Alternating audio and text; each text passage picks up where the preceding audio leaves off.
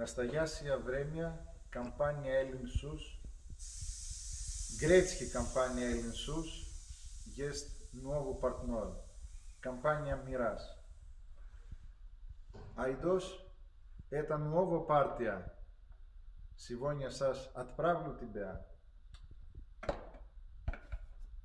И желаю все хорошо, хорошей продажи.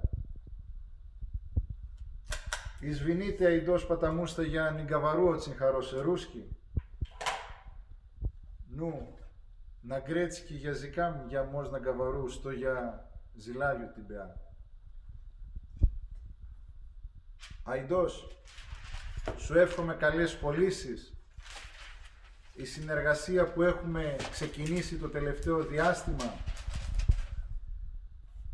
να ισχύσει για πολλά χρόνια. Σε θεωρώ πολύ καλό μου φίλο και άψογο συνεργάτη. Εταιρεία Miras, εταιρεία Elin, από εδώ και πέρα βαδίζουν μαζί.